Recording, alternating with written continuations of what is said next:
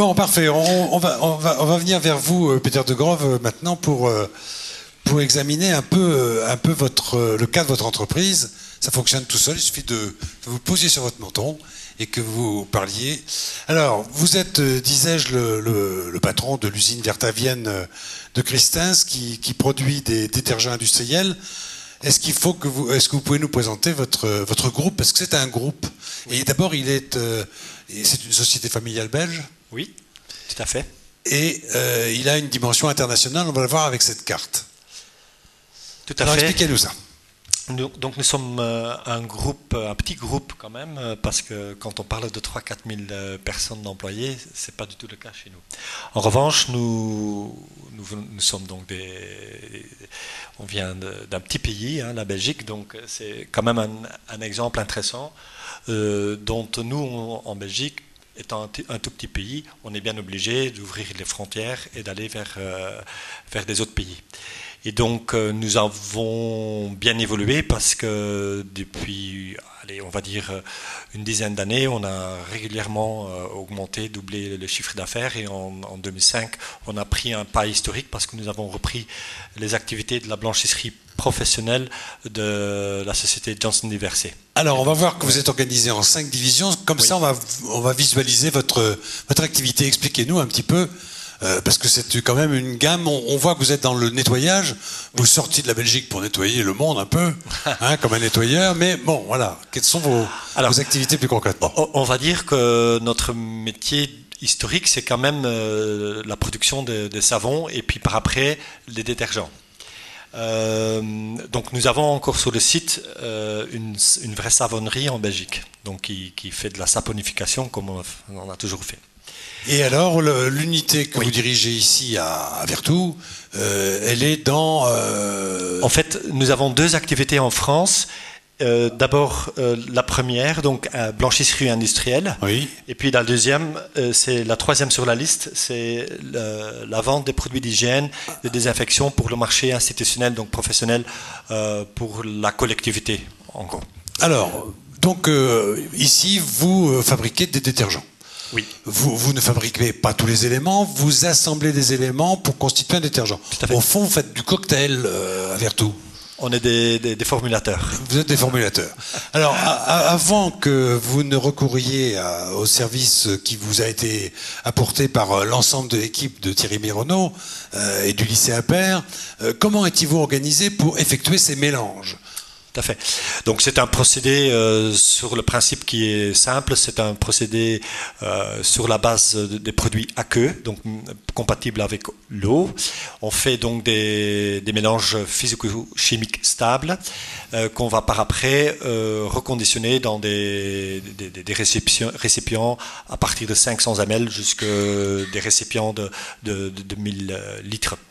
Le cœur de notre récipient est quand même le jerrycan ou le bidon de 5 litres. Alors, au fond, c'est des opérateurs qui se livrent à des opérations manuelles et qui font ces mélanges à partir, avec des tuyaux, à partir de grandes bonbonnes, etc. Et puis, ça a été le cas. C'était le cas. Et puis, ça n'est plus le cas. Et donc, on va voir qu'est-ce que vous a apporté Thierry Mironneau dans l'histoire. Alors, c'est une histoire que j'aime bien raconter parce que c'est une histoire qui n'a pas été inspirée par la suppression de la main-d'œuvre, en fait. Nous étions confrontés avec un ouvrier, un manutentionnaire, qui avait une maladie c'est-à-dire il avait un problème de tendinite sur son coude et il était presque inapte pour le travail.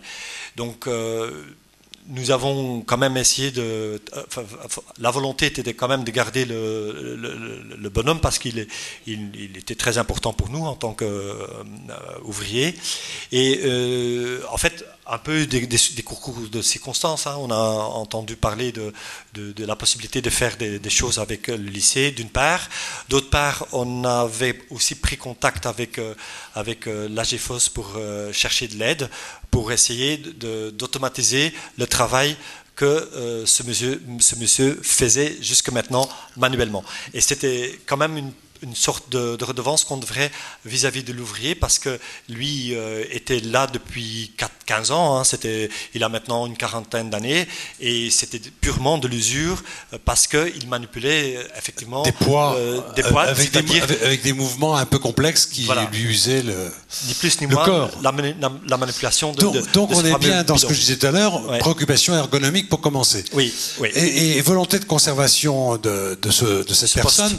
Pourquoi ? Parce qu'elle avait un savoir-faire qui était irremplaçable. Oui, et je trouve qu'on avait là une belle configuration. D'une part, la possibilité quand même pour nous de trouver une solution via l'automatisation de ces fameux bidons pour les mettre dans des conteneurs.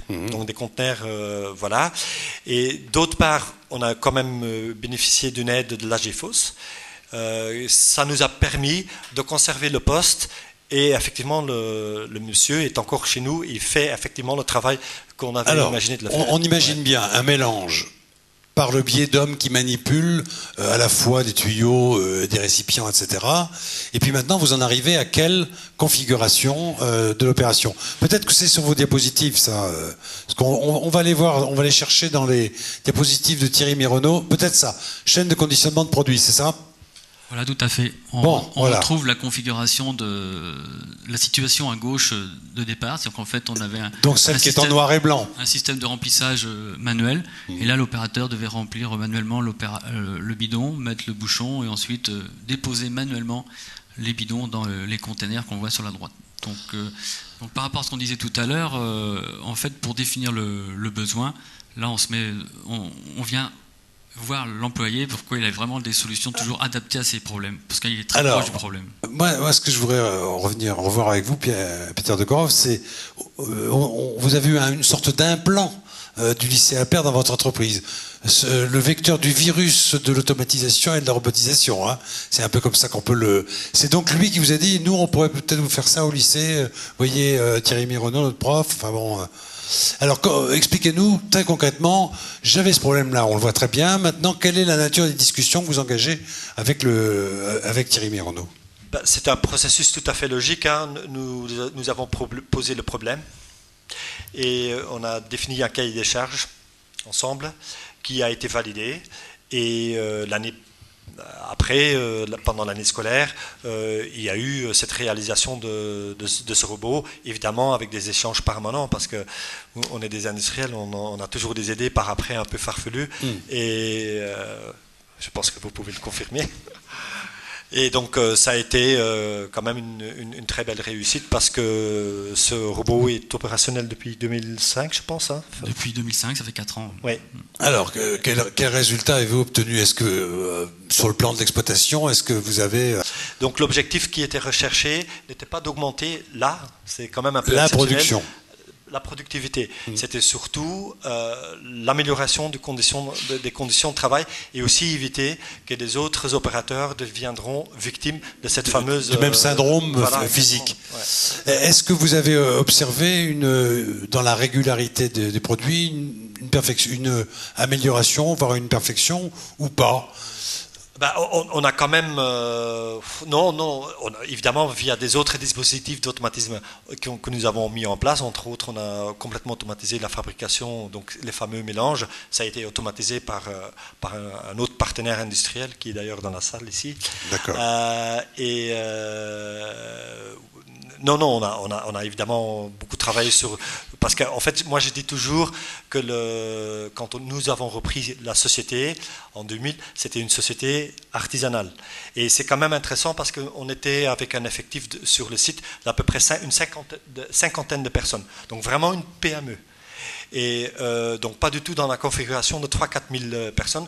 Et aujourd'hui, on n'est pas très très loin d'avoir un procédé de fabrication de A à Z complètement automatisé. Avec le même, enfin moins d'effectifs d'ailleurs, parce qu'il y a eu des départs à la retraite et des choses comme ça. Mais on a vraiment industrialisé le métier, tout en gardant quand même l'esprit familial qui était là dans l'entreprise. Hein. Ouais. Donc c'est pas du tout incompatible.